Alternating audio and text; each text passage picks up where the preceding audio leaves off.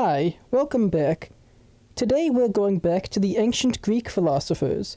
We'll look at two philosophers with opposite ideas, Heraclitus and Parmenides.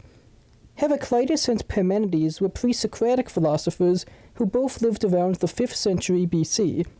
Heraclitus lived in Ephesus and Parmenides in Elea. Their ideas about the universe are direct opposites. Heraclitus says that change is constant, and Parmenides says that change is an illusion. We only have a few fragments of Heraclitus' writings from a scroll which he left in the temple in Ephesus. Heraclitus says that everything is always changing. Nothing lasts the way it is. If you step in a river once, and later on step in the river a second time, the water is already different. Heraclitus also believes in the coinciding of opposites. Things which are dry become wet, and then become dry again. Nothing stays the way it is, but instead passes over into its opposite. The only known work of Parmenides is a poem which lays out his philosophical ideas. Parmenides says that there is no change at all. There are only two things, being and nothing.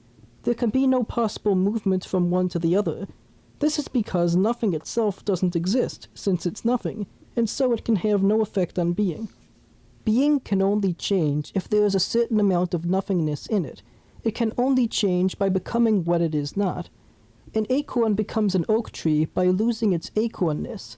When it is an oak, it is not an acorn. Yet nothing, as we have said, does not really exist. This means that there can't really be any change. Parmenides recognizes that we apparently see change happening all around us. We think we see the acorn turn into the oak tree, but this change is an illusion. In fact, any difference in reality is only apparent, not real, since everything that exists is really just being. These are the most widely accepted interpretations of these two philosophers, but these interpretations may not be perfect. The thoughts of both philosophers are intelligent and nuanced, and may not be as extreme as they sound. They were some of the most important of the pre-Socratic philosophers, and both Plato and Aristotle frequently engage with their thought. Later philosophers have drawn on them too.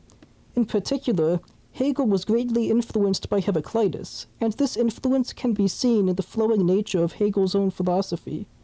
Also, 20th century philosopher Martin Heidegger liked Parmenides, and he thought that Aristotle and his followers led philosophy away from the truths which Parmenides discovered. We hope you join us again next time for more philosophy. See you soon. Happy philosophizing.